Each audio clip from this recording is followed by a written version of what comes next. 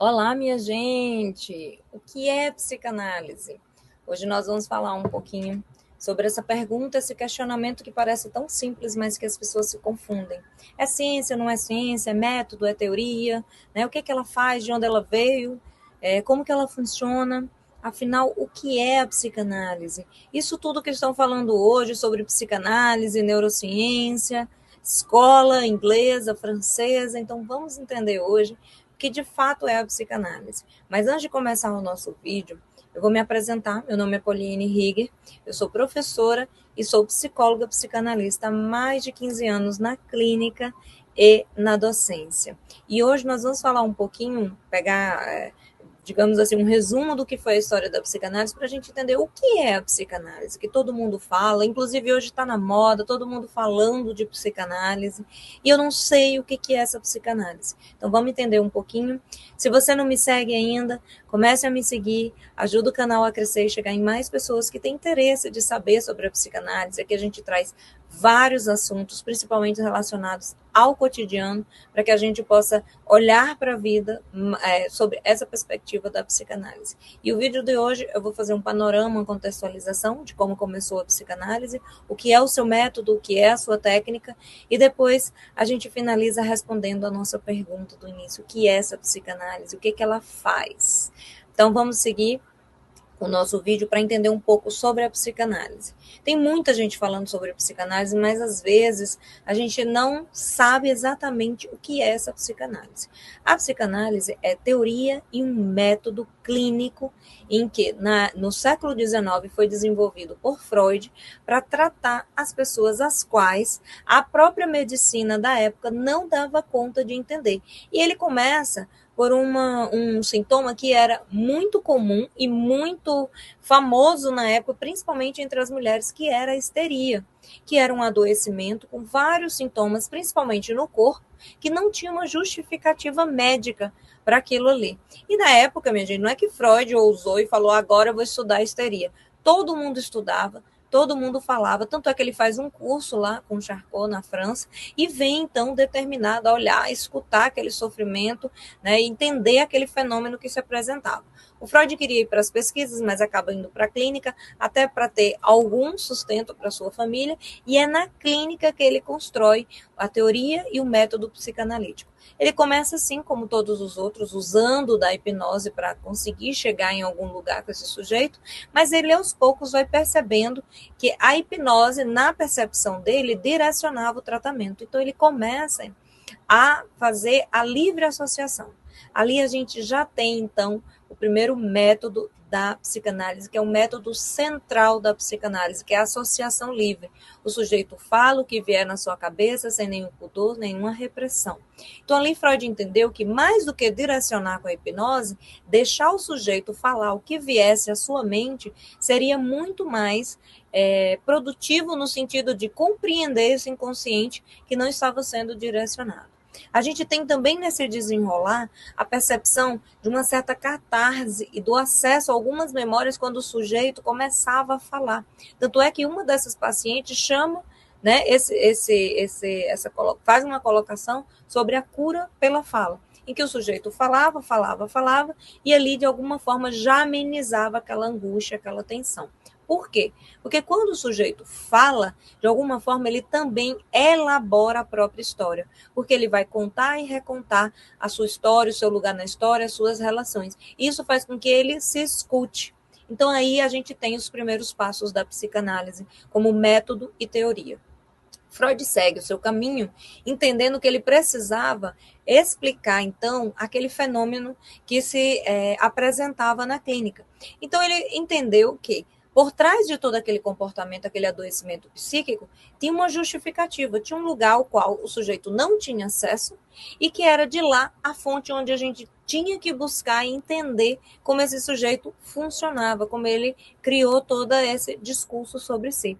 E ele entende, então, que existe um inconsciente, que é assim que ele denomina, que comanda a nossa vida. Tanto é que a psicanálise, ele mesmo coloca como a terceira ferida narcísica, porque ele chega à conclusão que o ego, nós não somos dono da própria morada, ou seja, a gente não tem tal do livre-arbítrio e faz o que quer e como quer. Pelo contrário, a gente é determinado pelo nosso inconsciente, que hoje a gente sabe que é formado pela nossa história e pelas nossas experiências de vida. E a neurociência ainda confirma muito mais do que isso. Fala que o nosso cérebro e a forma como a gente age e reage é emocional, e mais ainda, todas as nossas memórias são articuladas de uma forma para nos proteger e nos preservar, e sempre buscando previsibilidade e segurança, que é o que nos mantém vivo. Dito isso, a gente entende que o que a neurociência fala hoje, Freud já falava lá atrás, quando ele fala de pulsão de vida, a busca pelo prazer, depois ele vai falar de pulsão de morte, o ciclo de autodestruição, que é repetição, tudo isso é neurociência. Gente, é muito assunto que a gente pode falar aqui, é só vocês me pedirem aqui. Mas seguimos. Então, o Freud vai desenvolvendo e desenrolando um método e criando uma teoria para explicar esse método durante a apresentação dos fenômenos na clínica. Tanto é que ele traz, inclusive, a escrita dos seus casos clínicos principais para abordar o percurso que ele fazia de análise com esse sujeito. Como que era a história do sujeito, como que essa técnica era aplicada e quais os resultados ele vinha obtendo com a aplicação dessa técnica. Então, a gente tem a teoria e a técnica, o método clínico da psicanálise. Só que não para por aí, porque o que acontece? O princípio maior da psicanálise é movimento, além de movimento, explicar o mal-estar atual. O que é explicar o mal-estar atual? É a forma como o sujeito adoece. Então, antes, a forma como o sujeito adoecia, e principalmente ali a histeria, era porque existia muita repressão sexual, muita repressão social, e o sujeito não tinha espaço para ser e para dar vazão para suas pulsões existenciais, as suas necessidades mais básicas. Tanto é que num texto mais à frente, um texto mais amadurecido de Freud, que é o Mal-Estar da Cultura, ele fala que a civilização existe em razão da gente reprimir e a gente domesticar as nossas pulsões e os nossos instintos. O que a gente faz? A gente tem um acordo social para sobreviver civilizadamente, né, como comunidade, como grupo social, e o nosso acordo oculto é a gente reprime, a gente domestica essas pulsões para que a gente possa existir em sociedade. Teoricamente é para funcionar dessa forma. E aí, para a gente dar conta, porque é uma energia que vem, a gente realiza de forma parcial. Então, a gente cria cultura, a gente cria trabalho, a gente cria a arte, a religião, que são válvulas de escape para a gente, de alguma forma, satisfazer as nossas necessidades. E, gente, isso dá pano para manga aqui, ó. Por exemplo, religião, a gente sabe que está ligada muito à fase anal, a muitas questões relacionadas à sexualidade. Aí vem a questão da arte. Enfim, Freud fala de tudo isso, a gente pode trazer aqui em outros vídeos. Se vocês têm interesse, compartilhe esse vídeo com as pessoas que querem saber sobre o que é psicanálise, e ao final eu vou pedir para vocês compartilharem também, tá? Mas compartilhe, porque as pessoas às vezes deixam de buscar ajuda porque não entendem o que é a psicanálise, ou tem uma visão errônea do que é a psicanálise. Então compartilhe com quem vocês acham que merece, que precisa saber, para que eles possam também entender o que é a psicanálise. Seguimos. Então, entendemos que é um método clínico em que o fenômeno estava apresentado e Freud veio explicando esse fenômeno. Ele trabalhava a partir da perspectiva do sujeito neurótico, ou seja, o sujeito que tinha capacidade de lidar com as interpretações do analista e podia, de alguma forma, elaborar aquilo ali que era trazido. Então, livre associação, a técnica principal, falar sem nenhum pudor o que vier à mente. E esse sujeito, trazendo ali na fala tudo que vinha, a gente tinha 3 caminhos para chegar até esse inconsciente e poder interpretá-lo, que era via os sonhos, que era os atos falhos, que é quando você fala palavras, erra ou fala sem querer, e os xistes, que são piadas, aquela fala, toda brincadeira tem um fundo de verdade, que é uma forma cômica de falar algo que é muito pesado socialmente. Então, Freud foi desenvolvendo isso, entendendo que a gente teria que entender como esse inconsciente funciona e que as portas, né, e janelas estariam ali através dos xistes, ato falho, dos sonhos e da própria associação livre. Entendendo isso, o Freud ia entender como o sujeito se organizava e como ele lidava com esse conflito de controlar suas pulsões para estar na sociedade. A partir disso é que vem, então, a elaboração, né, dessa condição existencial. Ou seja, o sujeito criava vários mecanismos, quando esse mecanismo falhava, ele entrava em sofrimento. A partir do momento que ele entende como isso funcionava, ele vai então reorganizar-se emocionalmente e vai buscar, entre aspas, bem grande, um certo equilíbrio existencial. Porque, minha gente, isso é biologia também. O corpo não consegue ficar muito tempo em sofrimento, em risco, em insatisfação. Ele vai sempre buscar a homeostase. Pesquisa no Google.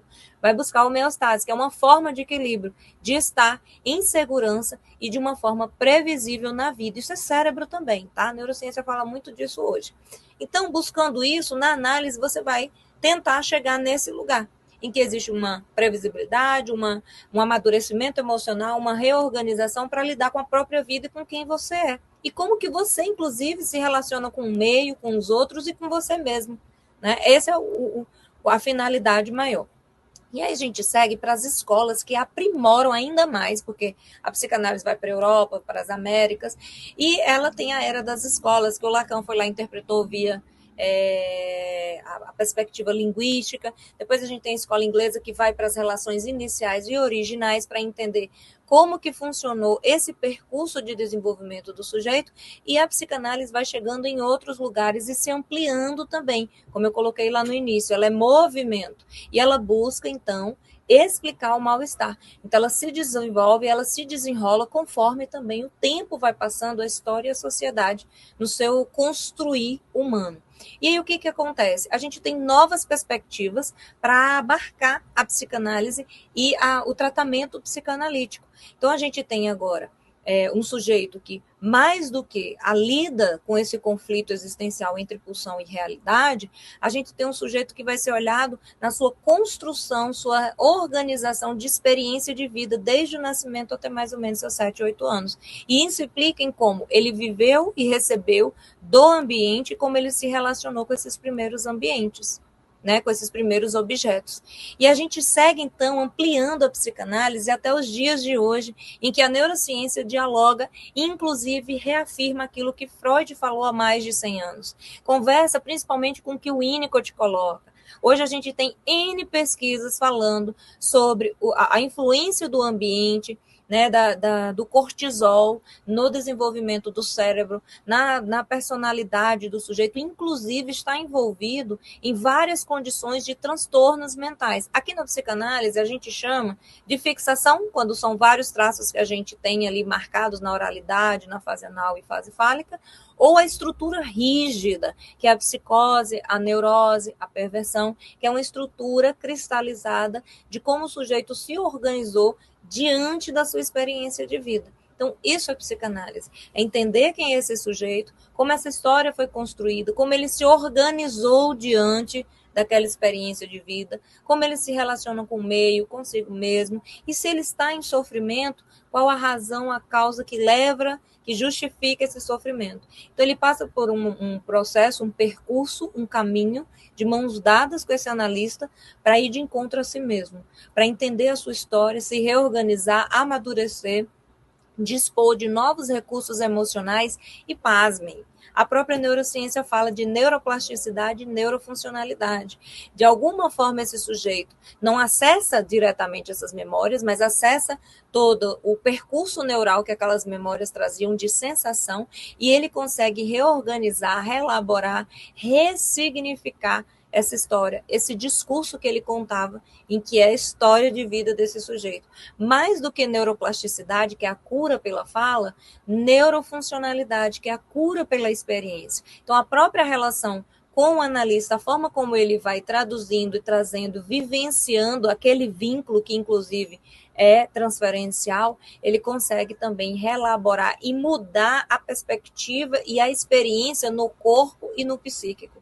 E esse sujeito vai se conduzindo para um outro lugar de mais amadurecimento, mais consciência, de um lugar que não vai extinguir o sofrimento, mas ele vai ter recursos mais amadurecidos, ele vai ter maior consciência daquele processo, daquele lugar. Então, se é um sujeito que se diz, eu tenho o dedo podre, já me envolvo em relações adoecidas, tóxicas, violentas, por quê? Né? Ele vai entender o porquê que ele se envolve, por que ele se atrai por esse tipo de gente. E o trabalho começa dessa pergunta. Lembrando que a psicanálise, como método clínico, ela não faz milagres e ela não promove nenhuma cura que se direciona a extinguir sintoma. ela faz um processo, um tratamento, uma travessia, um percurso de conhecimento do sujeito com intervenções, né, a partir do que se apresenta ali, para que o sujeito tome essa consciência, consiga um amadurecimento emocional e consiga, de alguma forma, lidar com o caos que é a sua própria vida, de uma forma mais saudável e mais equilibrada. Então, nós ficamos por aqui hoje. Quero que vocês comentem aqui o que vocês acharam do vídeo, se vocês já sabiam o que era psicanálise, se já fizeram atendimento com psicanalista e se não fez, se ficou esclarecido para vocês. Até a nossa próxima xícara e o nosso próximo vídeo.